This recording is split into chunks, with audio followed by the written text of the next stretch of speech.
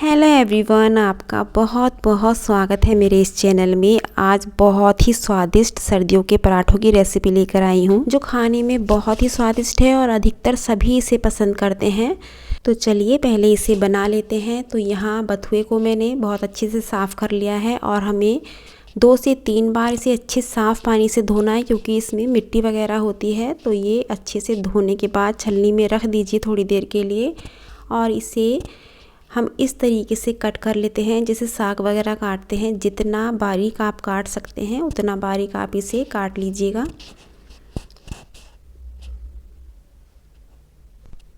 इसे मैं परात में ही काट लेती हूँ।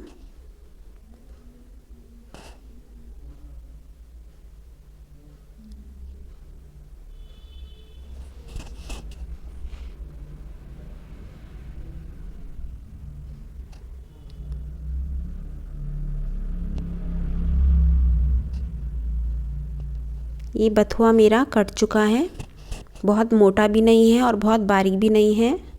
यहाँ उबले हुए 2 आलू लिए हैं और इसे हम कद्दूकस कर लेते हैं।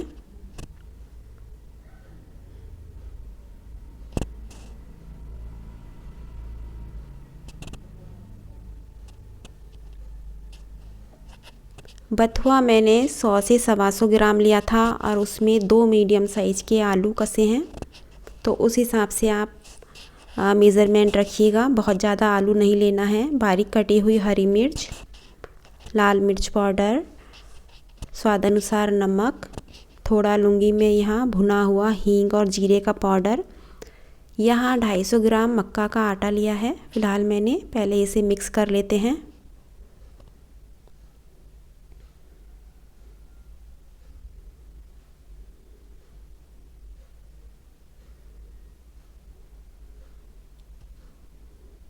थोड़ा थोड़ा करके हमें आटा मिलाना है, क्योंकि इसमें पानी का यूज़ हमें बिल्कुल नहीं करना है। तो जितना भी आटा आपकी बथुए में और आलूओं में मिल सके उतना आप मिलाइएगा। ऐसा नहीं है कि 250 ग्राम ही डालना है हमें। 200 ग्राम में यदि आपका आटे का डो बनता है तो आप 200 ग्राम मिलाइए। ज़्यादा मिलता है तो ज़्यादा मिलाइएगा। बस इस हिसाब से मिलाइएगा कि हमें पानी मिलाने की इसमें ज़रूरत ना पड़े। तो ये मेरा इतना आटा बच गया है, तो मैं इसे साइड में रख देती हूँ। इसका डो बहुत पतला भी नहीं होना चाहिए और बहुत टाइट भी नहीं होना चाहिए। पतला बन गया तो ये आपसे बिलेगा नहीं, और यदि टाइट हो गया तो किनारे बहुत ज़्यादा फट जाएंगे, तो वो भी ढंग से नहीं बन पाएगा। तो इसका डो बहुत ही सॉफ्ट होना चाहिए। ये मैं आपको दिखा देती हूँ किस तरीके से।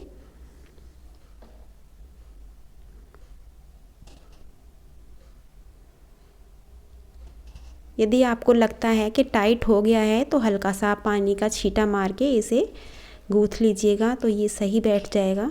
फ़िलहाल ये सही है। जब आप बनाएंगे तो 1-2 मिनट के बाद ये सॉफ्ट होना शुरू हो जाता है, क्योंकि इसमें नमक पड़ा हुआ है।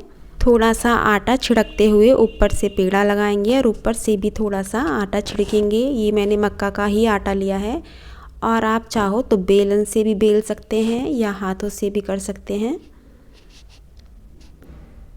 यदि ये किनारे फट जाएं तो हाथों से थोड़ा दबा के इसे जोड़ लीजिएगा, क्योंकि यदि कटिंग करोगे तो उतने बढ़िया नहीं बनते हैं पराठे। क्योंकि जो मक्का के पराठे होते हैं उसके जो किनारे इस टाइप से होंगे तो वो बहुत ही कुरकुरे बनेंगे। और मैं कभी इस तरीके से काटती नहीं हूँ, क्योंकि काटने में वो वाली बात नहीं आती है। तो इस तरीके से आप उंगली से थोड़ा, यदि फट भी गया है तो इस तरीके से इसको जॉइंट कर लीजिएगा। जितना मोटा पतला आपके यहाँ खाते हो पराठा उतना आप इसे बेलिएगा। ये देखिए बढ़िया से ये बिल चुका है। कितना मोटा रखना है वो आप देखिएगा। फ़िलहाल मैं बहुत मोटा भी नहीं बनाती हूँ और बहुत पतला भी नहीं बनाती हूँ। ये मीडियम है बिल्कुल। इस पर मैंने सरसों का तेल लगाया है पका हुआ। आप चाहो तो घी या मक्खन से भी सेक सकते हो। और इसे बिल्कुल कुरकुरा होने तक हमें सेकना है। इन पराठों में आप बथुए को 2 तरीके से यूज़ कर सकते हो। जैसे मैंने काट के यूज़ किया है, आप मिक्सी में पीस के चटनी की तरह पीसिए और उसमें आटे में मिला के उसका डो तैयार कर लीजिएगा। दोनों तरीके से ये पराठे बनाए जा सकते हैं। तो इस तरीके से इसे कुरकुरा होने तक सेकिए। ये देखिए फर्स्ट क्लास हमारा पराठा बन के तैयार हो चुका है। तो दूसरा पराठा भी हमारा सिक चुका है। ये खाने में बहुत ही स्वादिष्ट लगता है। मेन इसमें से खुशबू बहुत ही अच्छी आती है। इसे आप किसी भी सब्जी के साथ खा सकते हैं। फ़िलहाल यहाँ मक्खन या घी से खाए जाएं तो ये बहुत ही स्वादिष्ट लगते हैं। मैं यहाँ लूँगी थोड़ा देसी घी, क्योंकि मैंने ये सरसों के तेल में बनाए हैं। तो देसी घी लगा रही हूँ इसलिए, क्योंकि देसी घी से इसका स्वाद और 4 गुना बढ़ जाता है। तो इस तरीके से आप मक्का और बथुए के पराठे बना के खा सकते हैं और सबको खिलाइएगा, क्योंकि सर्दियों में ये पराठे बहुत ही पसंद किए जाते हैं और अधिकतर सभी परिवार में बनाए जाते हैं। अधिकतर कंप्लेन होती है कि मक्का की रोटी या पराठे हमसे नहीं बनते हैं, बहुत इजी होते हैं, कोई मुश्किल नहीं होती है। तो इस तरीके से आप पराठे बनाइए। यदि आपको इस तरीके से देसी रेसिपी देखनी है तो मेरे चैनल को भी सब्सक्राइब कर लीजिएगा, क्योंकि मैं बहुत ही घरेलू और देसी तरीके से रेसिपी लेकर आती हूँ। यदि इन पराठों की रेसिपी आपको पसंद आई है तो प्लीज़ लाइक शेयर ज़रूर कीजिएगा। सुबह फिर मिलते हैं एक नई रेसिपी के साथ। Thank you.